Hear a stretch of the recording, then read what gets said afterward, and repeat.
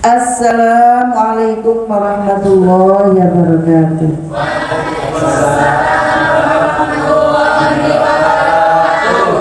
Al-Fatihah.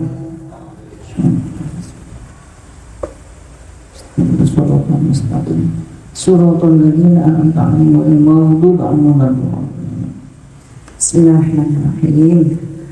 Saudara sekalian, Forum mahasiswa Pondok Pesantren As-Sa'idiyah 2 Darul Ulum Tabak Jombang. Ini malam Kamis kita alhamdulillah bisa istiqomah ngaji kitabnya Abah Kiai Haji Ahmad Nasrul Abdul Rahim Abdullah fi tafsir ayatul ahkam minal Quran.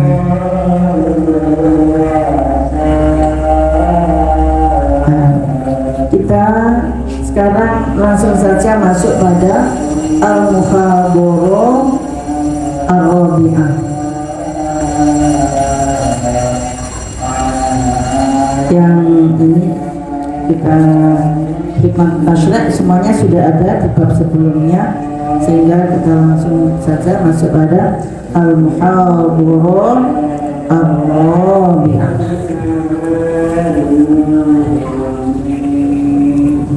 Bismillahirrahmanirrahim. Babnya adalah as-sa'yu bainas Safa wal Marwah. Sa'i di antara Safa dan Marwah. Siapa yang ingin sa'i?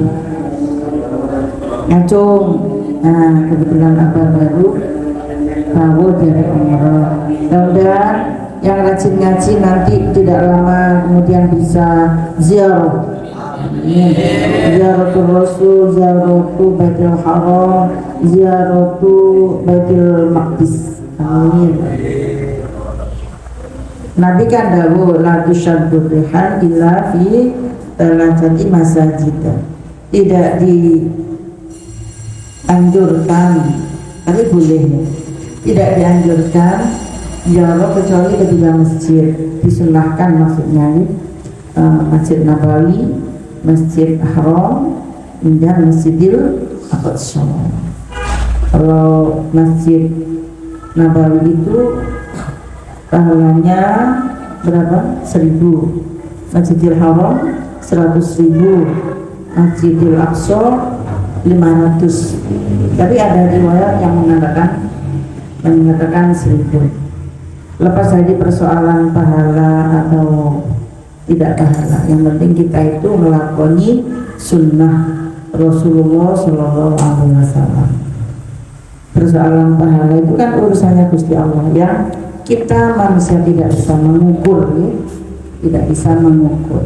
Yang penting melakoni sunnah Allah, melakoni sunnah Rasulullah oleh ridhone Gusti Allah. Ini yang penting, ya? Ngaji juga begitu, ibadah, amal apa saja pokoknya lillahi ta'ala. As-sa'yu bainas Safa wal Marwah. Sa'i di antara Safa dan Marwah. Ayo ayatnya kita baca bersama-sama. A'udzu billahi minasy syaithanir rajim. Bismillahirrahmanirrahim. Innas Safa wal Marwata min sya'airillah. Faman hajjal baita aw i'tamara fala junaha 'alaihi an yatawwafa bihima. Wa man taqawwa khairan fa innallaha syakirun 'alim. Ini Al-Baqarah 158. Ayat dimaknani. Inna Safa, sesungguhnya gunung Safa, wal Marwata dan gunung Marwah, min sya'airillah adalah sebagian dari tanda-tanda kebesaran Allah. Karena itu faman hajjal baita, barang siapa haji di Baitullah awil tamaro atau berumrah, fala junaha, maka tidak ada dosa alaihi bagi orang itu ayat tawafa, untuk bersa'i. Nah, tawaf di sini adalah yang dimaksud sa'i, karena di dalam sa'i itu juga ada unsur tawaf. Ada unsur tawaf dari sofa untuk bisa kembali ke Marwah kan putar. Nah, begini. Nah, itu ada unsur tawafnya. Tawaf maknanya putar. Tapi yang dimaksud tawaf di sini adalah sa'i. Tidak ada dosa bagi orang yang haji atau umrah ayat tawafa, untuk bertawaf bima di antara sofa dan marwah.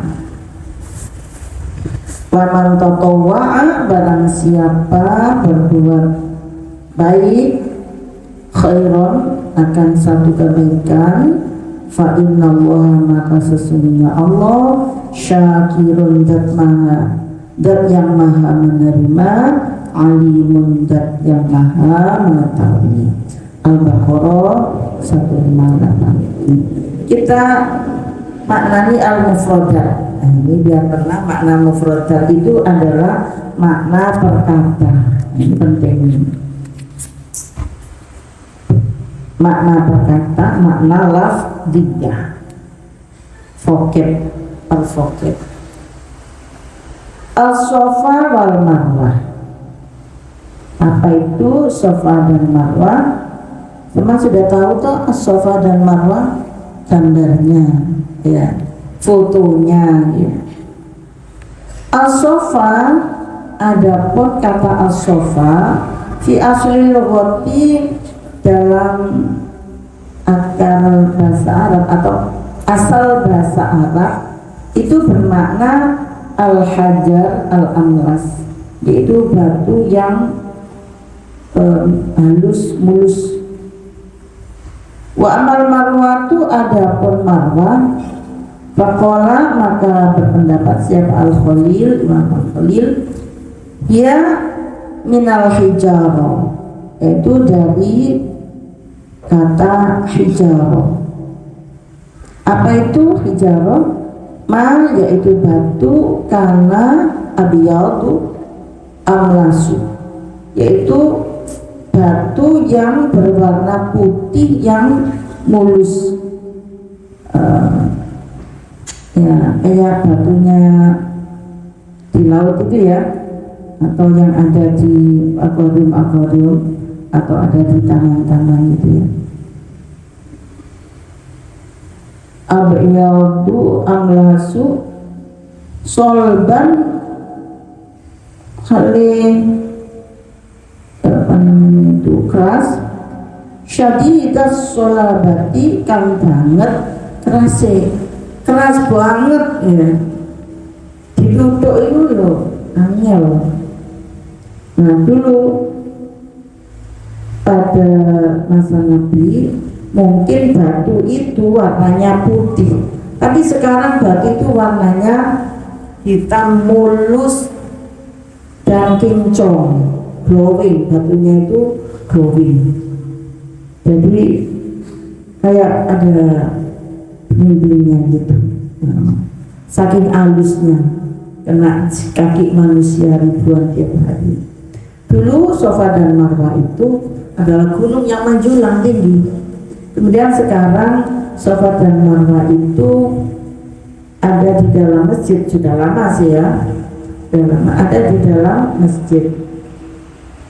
Kalau Safa itu masih ada yang disisakan gitu, agak tinggi gitu.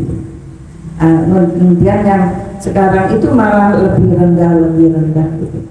Pak, dulu ada yang naik anak cowok-cowok itu ya, itu pada nongkrong gitu, tapi nggak boleh rokokan ya, nongkrong ya. Ibu-ibu, bapak-bapak juga senang itu duduk-duduk foto-foto. Tapi sekarang itu sudah hampir letter, paling tidak ada setengah meter, ya, tinggal ini aja gitu ya. Apalagi yang Marwah itu betul-betul hampir letter dengan masjid, rata, hampir rata. Jadi agak sedikit naik itu sih. Ya, 20, 40, paling tinggi 60 cm. Ya, agak luas gitu. Nang rono gak cerita ya. Haji suwi umroh wae, haji kecil ya. Gitu. Jadi memang batunya itu atos dan kincong, kayak kaca, cuman nggak ada bayangannya. Itu batunya itu. Ya kayak gini nih, kayak polos itu. Tapi ya ada warna putih-putihnya dikit-dikit gitu ya. Sya'airillah itu inna safa wal marwata min sya'airillah. Sya'airillah jam'u sya'ira. Apa itu? Waya fil lugha makna sya'ira di dalam bahasa, makna sya'ira di dalam menurut bahasa itu al-alamah, yaitu tanda. Wa minhu asyiar, dan antara lain ya makna itu syair itu adalah asyiar lil alamati, untuk tanda. Dan ayo, ini ibu sering menulis, ayo ini ngajinya di share biar syiar, ayo disiarkan. Nah, share itu kan dari kata syiar kan ya. Share itu kan bahasa apa? Inggris ya. Kemudian kalau syiar bahasa Arab mirip ya. Disiarkan itu disebarkan. Nah, kalau di share itu kan sama, disebarkan dengan cara ya dari HP ke HP di share. Ini mirip ini syiar, share mirip ya. Al-muradu, dan yang dikehendaki ana hadainil maudhi'aini, bahwa dua tempat ini yaitu Sofa dan Marwa itu min alamati dinillahi, termasuk tanda-tanda kebesaran Allah atau tanda-tanda agama Allah. Artinya bahwa di tempat itu pernah terjadi peristiwa yang berkaitan dengan syariat Islam, dinil Islam, dinullah. Wa min ma'alimihi, dan termasuk ma'alim itu apa? Termasuk ya bukti-bukti kebesaran Allah, bukti-bukti bahwa di situ pernah terjadi peristiwa yang terkait dengan syariat Allah. Wa mawadhi'an ibadatihi, dan mawadi itu jam'u dari maudhi, yaitu tempat, yaitu tempat-tempat yang di situ adalah ditempati untuk beribadah kepada Allah. Dalam hal ini kita masih ingat sejarah Sayyidah Hajar, kemudian meninggalkan putranya Ismail mancal-mancal ya, ketika Sayyidah Hajar istri Nabi Ibrahim yang kedua, yang dihijrahkan dari Baitul Maqdis ke Bakkah untuk memakmurkan Bakkah yang sekarang jadi apa? Makkah. Sementara istrinya yang satu yang tua itu namanya Sayyidah Sarah, tetap berada di Yerusalem, di dekat Baitul Maqdis, bukan dekat Baitul Maqdis ya, pokoknya di Yerusalem. Kalau dari masjid ke makamnya Nabi Ibrahim dan makam Sayyidah Hajar, makam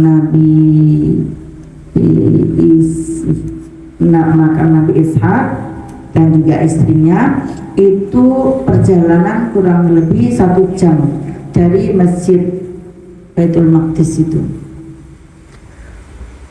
Di kota namanya Hebron. Apa? Hebron. Alhamdulillah, apa itu udah nyampe sana. Oh, senang sekali.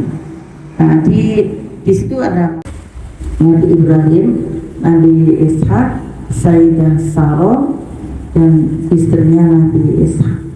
Kemudian ada Nabi Yusuf, juga ada di Masjid di Hebron, kota Ibrahim, atau disebut juga Masjid Ibrahim, gitu ya. Di sana perjalanan 1 jam dari kota Baitul Maqdis, dari kota Yerusalem ke Hebron, kira-kira perjalanan 1 jam, dan indah sekali, indah luar biasa. Nah, ini kalau yang diterangkan di sini adalah di Mekah, tempat hijrahnya Sayyidah Hajar bersama Nabi Ismail.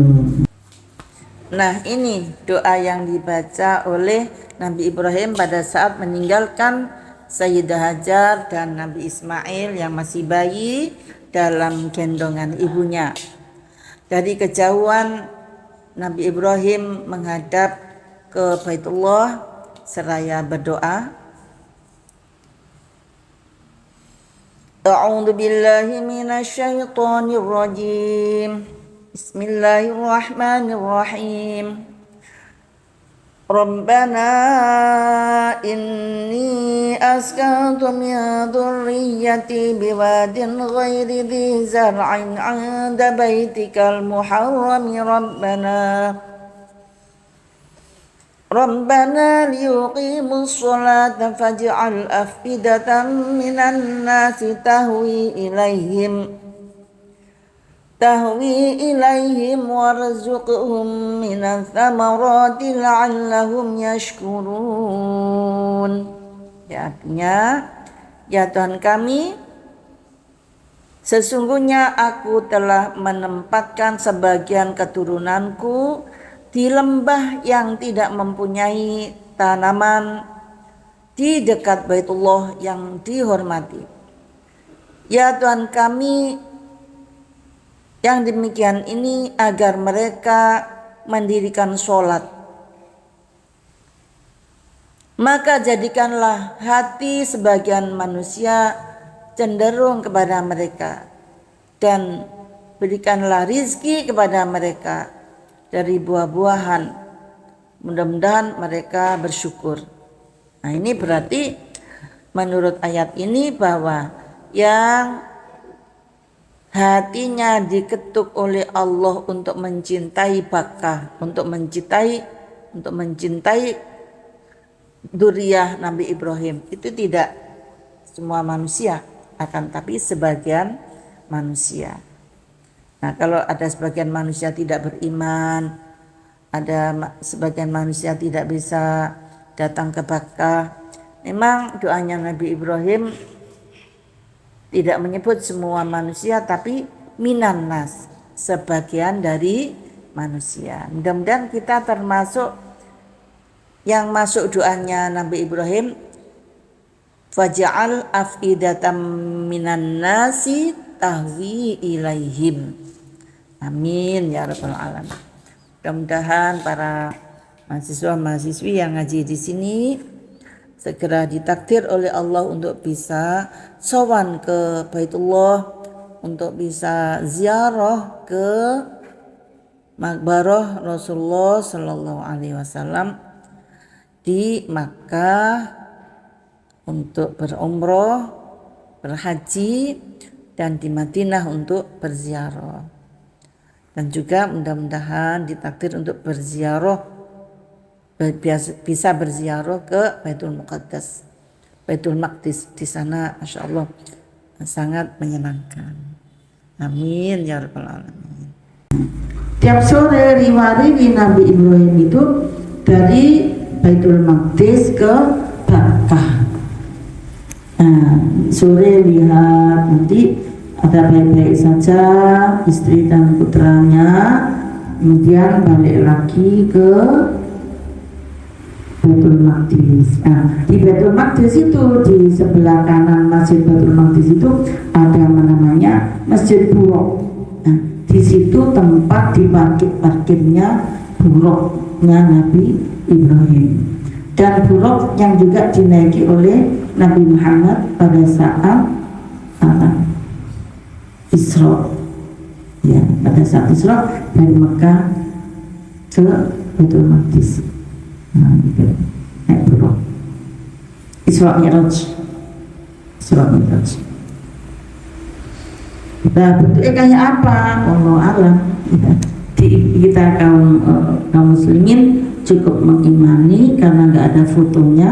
Apakah seperti burung apa, seperti pesawat yang namanya buruk itu, Allah alam. Pokoknya orang Islam tugasnya ngandel, ya percaya. Nah, buktinya itu ada Masjid Buraq, dan di situ dalam sejarah dicatat sebagai tempat parkirnya buraqnya Nabi Ibrahim. Nah, apakah buraq itu standby di situ ya? Allah a'lam juga. Saya tanya orang sana juga nggak tahu. Pokoknya di situ adalah tempat bersejarah begitu. Gitu ya. Itu tanda-tanda kebesaran Allah. Nah, Aqsa itu maknanya jauh. Bagaimana mungkin dari Bakkah ke Aqsa kalau tidak naik buraq gitu? Yo gak tekok nggone berbulan-bulan, jauh. Namanya saja Aqsa. Aqsa itu maknanya jauh. Dari Makkah ke Aqsa itu jauh, makanya harus difasilitasi ya. Makanya difasilitasi oleh Allah untuk Nabi Ibrahim bisa gilir antara Sayyidah Sarah dan Sayyidah Hajar ya. Dan itu semuanya atas perintah Allah. Tapi ada sejarah ini, wallahu ini gak usah diyakini banget, tapi ini hanya sebagai intermezzo gitu ya. Karena kisah-kisah yang kita baca dari Israiliyat itu ya macam-macam. Ada di dalam Bible Perjanjian Lama juga banyak diceritakan, tapi itu banyak yang tidak sesuai dengan kisah-kisah yang ada di dalam Islam. Kalau di dalam Bible Perjanjian Lama itu diceritakan bahwa Hajar itu diusir oleh Sarah. Sarah tidak sejahat itu ya. Pokoknya disio-sio sebagai madunya gitu. Padahal Nabi Ibrahim membawa Ismail dan Sayyidah Hajar ini adalah atas perintah Allah Subhanahu wa Ta'ala ya. Nah, ada cerita ini nggak usah diimani banget, tapi ya agak lucu-lucu sedikit gitu ya untuk intermezzo. Jadi Sayyidah Sarah ketika Sayyidah Hajar itu punya putra ganteng namanya Ismail. Ismail. Kemudian Sayyidah Sarah ini cemburu banget. Ya, Hajar lebih muda dan juga cantik. Padahal Sarah itu juga cantik dalam ceritanya gitu ya. Dalam kisah-kisah yang kita baca. Kemudian Sayyidah Sarah itu cemburu banget sampai telinganya Sayyidah Hajar itu dilobangi kanan kiri. Kemudian Sayyidah Hajar ya kesakitan, dia malah kelihatan lubang lewer begitu telinganya itu. Nah, kemudian Sayyidah Hajar rupanya ibu yang cerdas. Kemudian ditambal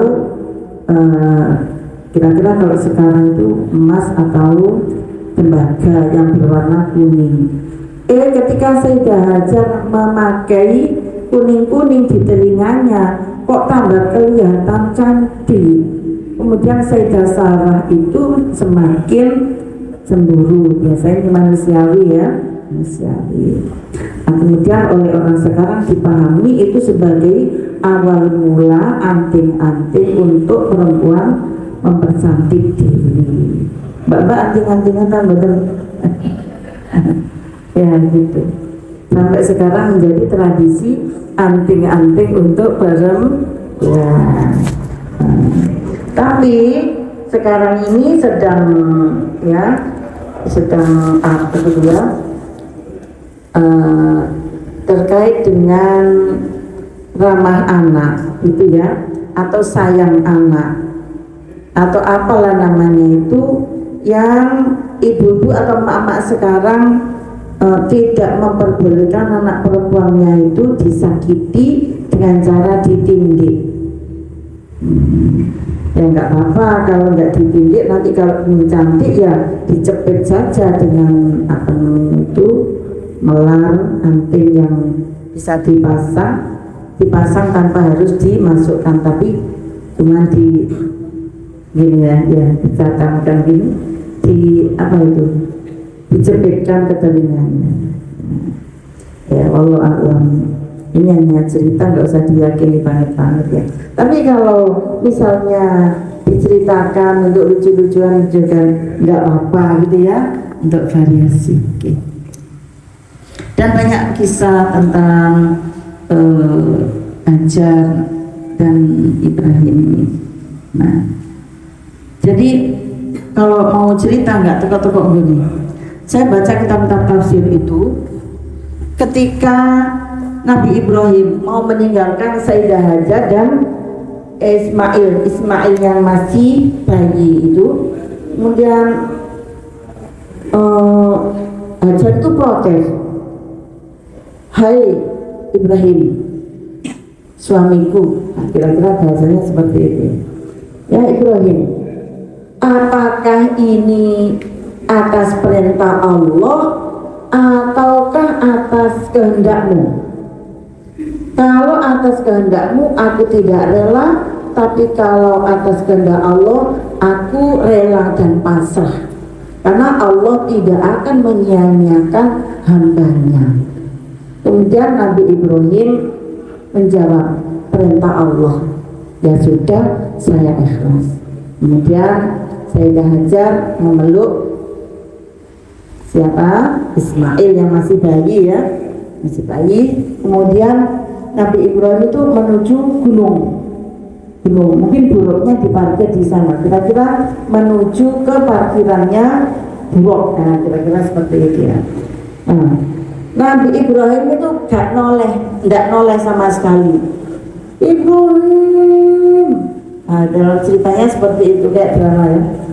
Ibrahim, wis gak noleh sama sekali, karena kalau noleh mesti digoda oleh setan. Itu saja Nabi Ibrahim sudah berperang dengan setan. Teganya meninggalkan anak dan istri.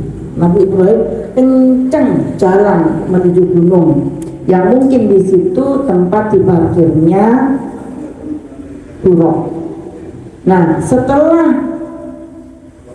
tidak kelihatan, kira-kira sudah agak jauh, kira-kira Nabi Ibrahim sudah tidak bisa melihat Hajar dan Ismail, ya itu Nabi Ibrahim noleh terus berdoa. Doa-doa yang ada di dalam Al-Quran itu, ya itu ya. Bagaimana doanya? Rabbi ja'al hadzal baita, gimana? Yang hafal Al-Quran belum enggak? Sini. Itu Al-Baqarah. Ya, nanti dibaca ya. Oke. Sekarang kita lanjutkan dulu. Nah, setelah itu, setelah dikasih tahu bahwa ini atas perintah Allah, sudah Sayyidah Hajar tetap melihat sampai Nabi Ibrahim tidak kelihatan. Setelah itu tidak kelihatan, Nabi Ibrahim undur ke Baitul Maqdis pakai buruk. Sayyidah Hajar sama Sayyid Ismail belum jadi nabi pada waktu itu ya, masih Sayyid gitu. Itu kembali ke sisi Ka'bah. Wallahu alam gimana rumahnya, membangun rumahnya, apakah di gurunnya seperti itu, hanya berdua, bapak dan ibu dan anaknya itu. Tapi di situ oleh Allah kemudian diberi keistimewaan ya, kemudian dalam keadaan dehidrasi, Ismail bayi itu minta mimi, ibunya nggak bisa mimi karena asinya habis.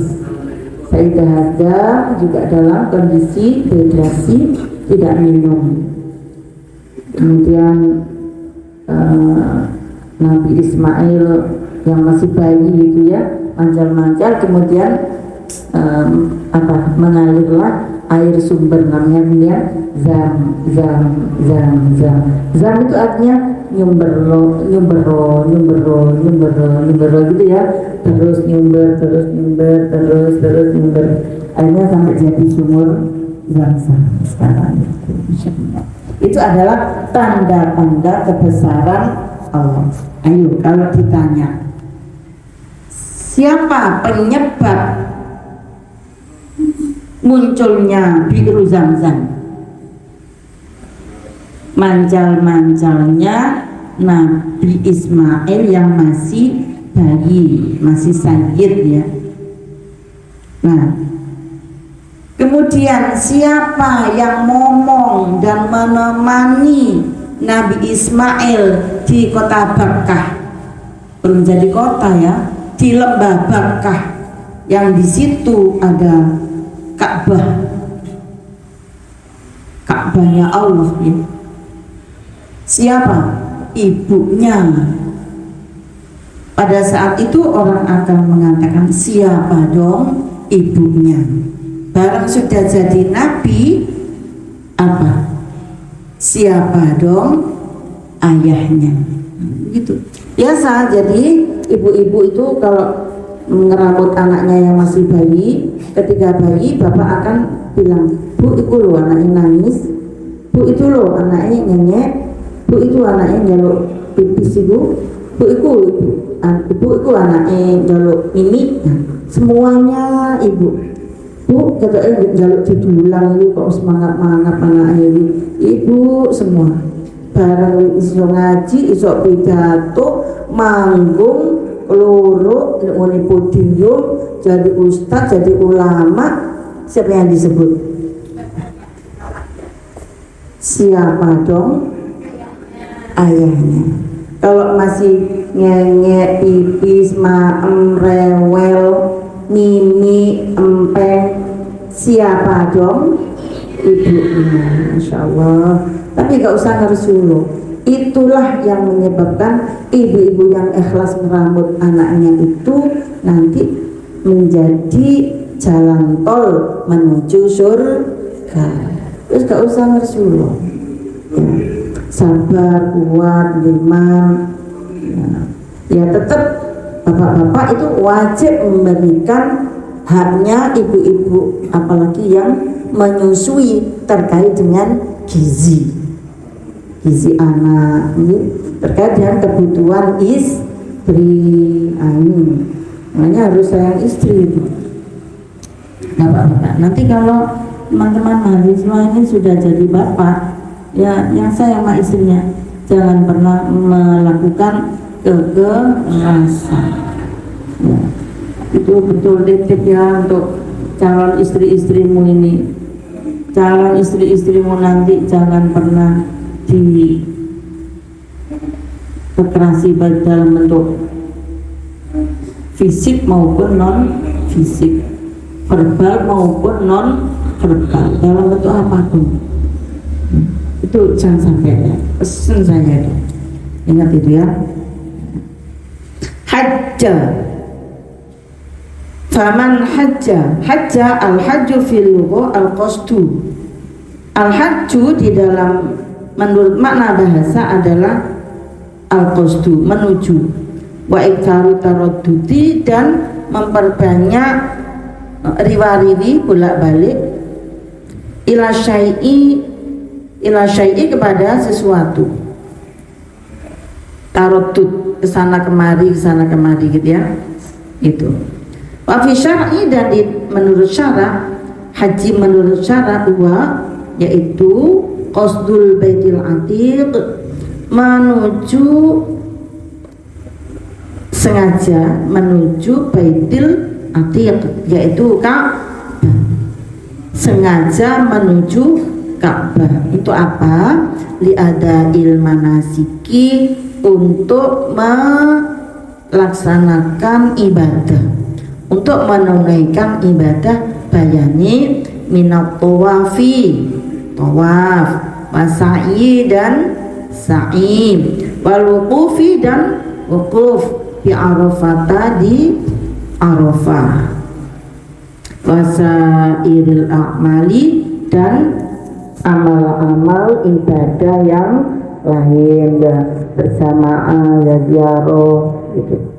Bedanya haji dengan umroh itu, kalau umroh itu nggak pakai wukuf, nggak pakai melontar jumroh. Kalau haji ada wukuf, ada jumroh.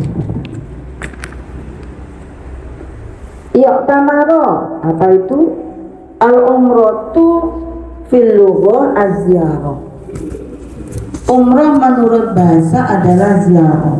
Wal mu'tamiru, dan orang yang wal mu'tamiru, dan maknane lafal al mu'tamiru yaitu az-zairu, orang yang ziarah. Yang tamaro, yang tamiru, intimarun, fahuwa mu'tamirun. Wa fi syar'i, dan umrah menurut syarak adalah ziaratul baiti, ziarah ke Baitullah, li'adai nusukin, untuk menunaikan ibadah muayyanin yang tertentu, bayani minat tawafi, tawaf, wasai dan sa'i bainal Safa wal Marwah, wal halqi, dan apa itu motong nyukur rambut, patak swili, dan motong rambut. Kalau nyukur itu habis boleh ya, atau hanya sekedar motong sedikit, minimal 3 rambut kalau untuk perempuan. Dan yang motong harus orang yang sudah tahallul ya. Yang motong rambut kita itu harus orang yang apa? Yang sudah apa? Tahallul, yang dia sudah dipotong oleh orang lain. Karena apa? Ya, kalau belum tahallul kan dia nggak boleh motong-motong ya. Biasanya di sana itu ada anak kecil itu apa itu? Ada jasa 5 rial, anak kecil-kecil, anak Arab itu cara niluk-niluk buru motong rambut untuk tahallul gitu ya. Ya kita tidak sedekah di Baitullah. Kenapa? Karena pahalanya setiap amal kita itu dilipat gandakan 100.000 kali. Dulu abah saya itu pesan gitu, ya pokoknya dawuh gini, nek umroh haji bu belanja untuk Mekah Madinah itu dengan niat ngurip-urip kota Mekah, kota Madinah. Karena orang-orang sana itu bisa hidup ya dari orang-orang yang datang melaksanakan ibadah haji atau umrah. Jadi datang ke sana membeli sesuatu, belanja itu sama dengan menghidupkan Baitullah, menghidupkan tanah suci Mekah, tanah suci Madinah. Hati-hati gitu. Nah sekarang yang kaya-kaya yang datang situ, yang jualan orang-orang dari luar, bagaimana? Ya nggak usah dibicarakan ya, niat kita yang penting itu menghidupkan tanah haram gitu ya. Nanti kalau nyampe rumah pembeliannya itu disodakokan, nah nanti akan diganti oleh Allah Subhanahu wa Ta'ala, dan harus yakin gitu ya. Walaysa, dan tidak ada fil umrati, di dalam ibadah umroh apa wukufun, wukuf di Arafah, di kota Arafah. Walama bitun, dan tidak ada nginep di Muzdalifah, di kota Muzdalifah. Ada teman-teman yang tanya, itu ada bi kok dibaca ta, gitu ya. Ada bi kok dibaca nasab, ya karena isim ghairu munsharif. Ghairu munsharif kan apa? Ini nama dan kemudian ada tanda muannas yang disebut dengan hak taknis. Ada yang masih ingat dalilnya? Wajuru bil fathati ma la yansharif ma lam yudhaf aw yaqu ba'da al-radif. Ya. Wala raqi jimarin, dan tidak ada melontar jumroh. Tidak ada melontar jumroh ila akhirima, sampai akhirnya ibadah. Wa ma'rufun fil fiqhi, yang ilmu tentang apa, ibadah haji, umroh, barang jumroh, Arafah, semuanya itu yang sangat terkenal atau bisa diketahui di dalam kitab fikih. Ya, ngaji fikih sana tentang kitabul haji. Berarti dengan catatan ini, kitab ini mengharuskan kita untuk kalau mau mendalami terkait dengan ibadah umroh dan haji, supaya buka kitab fikih. Karena di sana banyak perbedaan pendapat di kalangan para ulama terkait dengan ibadah haji itu. Bukan ibadah haji yang dibedain ya, tapi masalah tempat, masalah cara, masalah waktu melintasi luar dan sebagainya, itu banyak perbedaan pendapat. Jadi nggak perlu diterangkan di sini, maksudnya gitu. Junahun ay al-junahu bidhomi. Al-junahu bidhomi, junah dengan dibaca dhamma jimnya, itu maknanya al-mailu ilal ithmi, cenderung kepada dosa. Waqila, dan menurut satu pendapat dua, al-ithmu nafsuhu, ya junah ya dosa itu sendiri.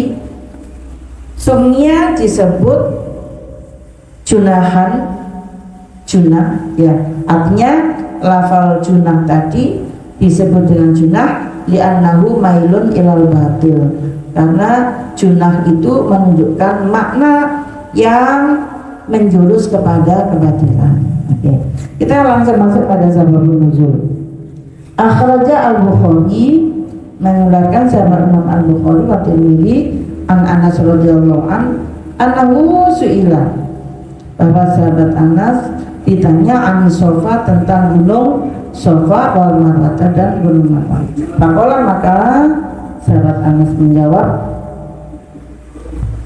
kunna naro, kami berpendapat, annahuma, bahwa kami memandang, kami melihat, kami tahu, kayak gitu ya, annahuma, bahwa gunung Sofa dan gunung Marwah itu min amril jahiliyati, termasuk apa yang pernah dilakukan oleh orang-orang pada masa jahiliyah.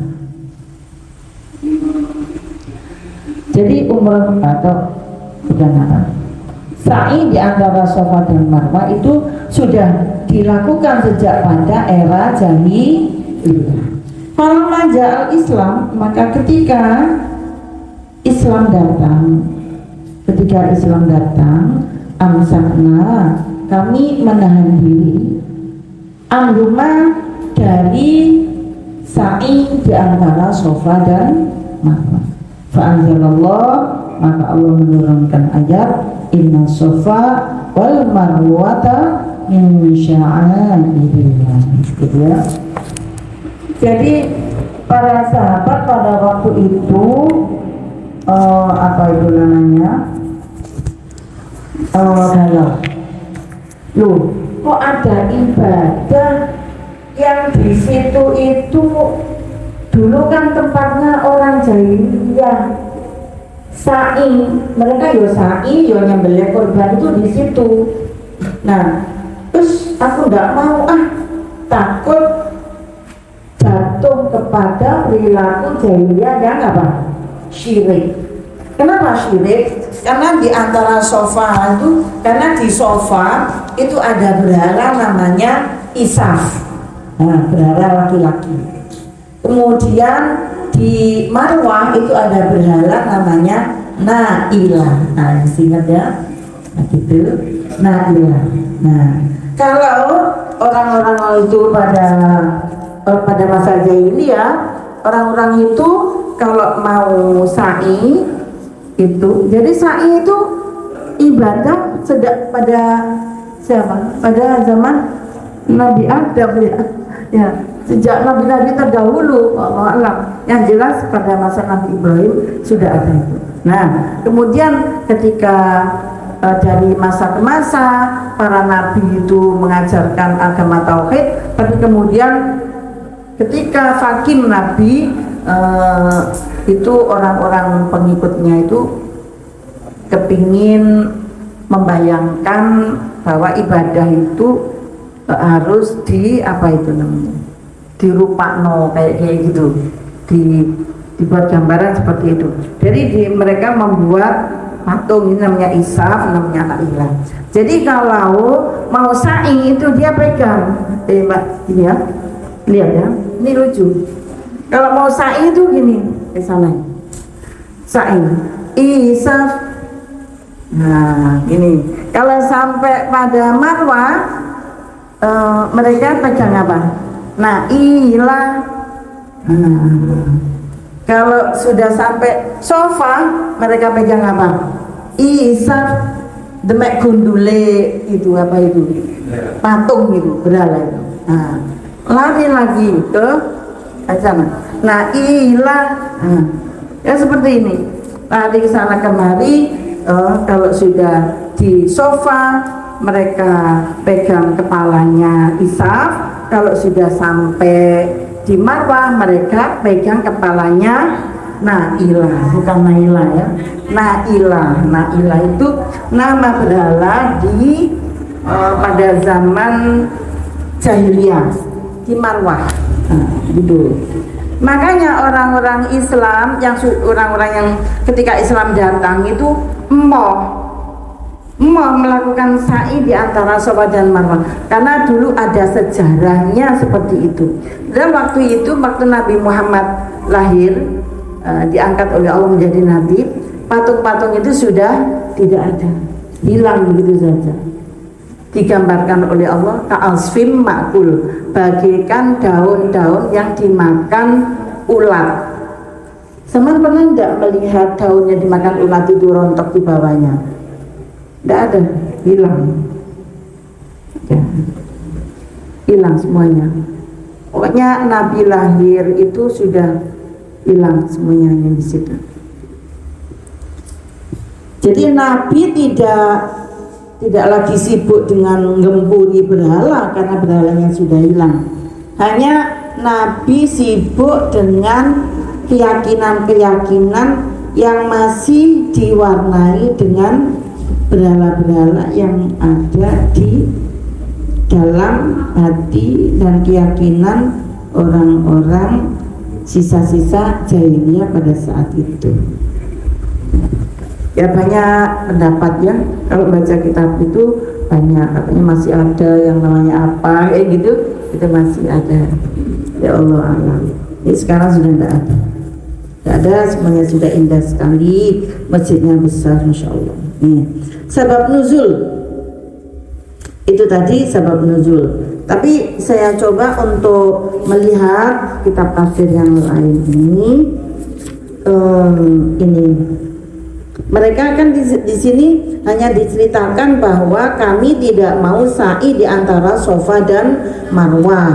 Padahal itu termasuk syarat rukunnya haji dan umroh. Kalau tidak sa'i, tidak tawaf, itu kan tidak sah ibadahnya. Terus yang dipersoalkan di sini adalah kata fala junaha alaihi. Tidak ada dosa bagi orang yang haji atau umroh itu ayat tawafa bihima. Tidak ada dosa itu artinya kalau kita maknani itu nggak apa-apa. Oh nggak apa-apa sampean lewat itu. Oh atau nggak apa-apa itu sampean sa'i di antara Safa dan Marwah. Nah, kalau kata nggak apa-apa itu kesannya kan nggak wajib. Yo, sa'i yo nggak apa-apa, nggak sa'i ya nggak apa-apa. Seakan-akan begitu. Padahal hakikatnya sa'i itu adalah wajib hukumnya. Termasuk salah satu dari syarat rukunnya umroh dan haji.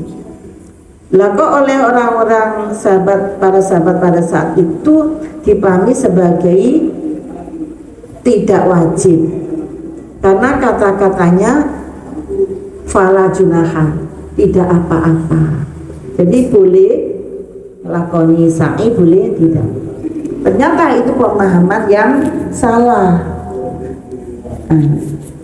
Coba kita melihat tafsir yang lain, yang tafsir ahkam.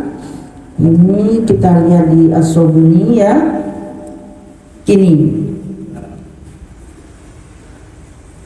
bahwa sebab turunnya ayat Inna Sofa wal Marwata min sya'airillah Al-Baqarah ayat 58 tadi itu adalah ya seperti yang kita baca tadi itu, dan ada riwayat yang lain ya, ada riwayat yang lain bahwa ada ini ponakannya Sayyidah Aisyah.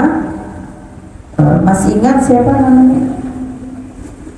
Urwah bin Zubair, ingatkan ya. Ada sahabat kecil namanya siapa? Urwah bin Zubair. Ini cucunya Abu Bakar, ponakannya Sayyidah Aisyah, ikut di dalamnya Rasulullah, dan itu mahram dengan Aisyah itu karena ponakan langsung, anak saudaranya, anak kakaknya, pak adiknya perempuan dari Sayyidah Aisyah. Kemudian bapaknya ini bukan anaknya Abu Bakar tapi menantunya, namanya Zubair, namanya Urwah bin Zubair. Yang putrinya Abu Bakar yang ibunya. Nah ini. Kemudian Urwah bin Zubair ini diambil putra oleh Sayyidah Aisyah, tinggal di dalamnya dan menjadi ulama besar pada zamannya nanti itu, pada ketika sudah dewasa. Nah masih remaja kayak gitu, dia tuh sudah tidak mau sa'i itu, karena dia memahami bahwa itu adalah perilaku jahiliyah kayak orang-orang yang lain tadi itu berpendapat seperti itu. Terus dia bilang, hei bibi, aku nggak mau sa'i. Lo ngapain? Lo kan itu perilaku jahiliyah gitu. Terus Aisyah marah, bi sama kulta. Mana ini? Bi sama kulta ya ukhti. Jelek sekali apa yang kamu katakan, wahai anak laki saudara perempuanku. Kalau memang sa'i itu tidak wajib, maka ayatnya akan berbunyi fala junaha alaihi an la yatawafa bihima. Padahal ayatnya berbunyi fala junaha alaihi ayat tawafa bihima. Oh, cerdas nggak Sayyidah Aisyah itu? Cerdas.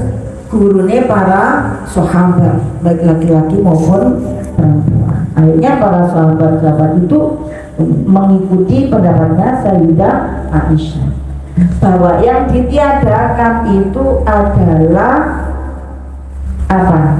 Syiriknya, bukan kewajibannya. Fala junaha itu yang ditiadakan itu apanya? Syiriknya. Enggak apa-apa, itu bukan syirik maksudnya. Enggak apa-apa artinya bukan syirik. Ya wajib itu dilakoni. Jangan gitu kamu berpendapat salah sama kulta. Ayo berubah pikirannya yang benar. Kemudian mereka para sahabat itu mengikuti pendapatnya Sayyidah Aisyah bahwa yang ditiadakan itu adalah syiriknya, bukan kewajibannya. Kenapa? Ya karena itu sebagai sebab nuzul dari ayat inna sofa wal marwata min sya'airillah al-ayat. Bayangkan anak-anak mahasiswa-mahasiswi bahwa ada banyak ayat hukum, ya hampir semua ayat hukum apabila dipahami tanpa mengetahui sebab nuzul, maka akan melahirkan pemahaman yang apa? Salah besar. Masa barang wajib dialami tidak wajib gara-gara tidak mengetahui apa? Sebab nuzul. Kami kalian harus ngaji ilmu Al-Quran juga ya, ngaji ilmu tafsir yang kecil-kecil aja, minimal ngaji tentang yang ada kaitannya dengan sebab turunnya ayat. Tapi kalau mau sebab nuzul itu banyak dikarang oleh Imam As-Sayuti, ada dikarang oleh Imam Al-Wahidi, ada khusus saat kita itu bicara tentang sebab nuzul. Dan sudah banyak yang diterjemahkan, tinggal mau baca atau tidak. Mahasiswa penjaga mau diulang ya, supaya nanti membaca gitu. Kalau mau baca nanti tak berikan kitabnya. Mau baca? Kalau mau baca bukunya ibu yang terjemah dari ilmu Al-Quran itu juga ada di sana tentang sabab nuzul. Dan kayak gini ini banyak belajar namanya Al-Quran, artinya ayat-ayat ahkam itu harus dipahami dengan pendekatan sabab nuzul untuk ayat-ayat yang terkait dengan ayat hukum. Kalau tidak, maka akan melahirkan pemahaman yang salah besar. Sampun wallahu a'lam bishawab. Ada yang usul menang-menang, Bu boleh ada yang tanya jawab gitu.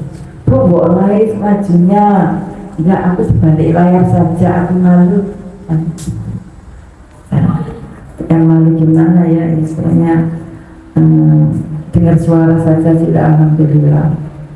Kemudian tanya jawab gimana? Kamu kalau punya tanya saja gitu. Saya bukan ahli fatwa, nanti malah salah gimana ya. Terima kasih, alhamdulillah sudah selesai. Al-Fatihah.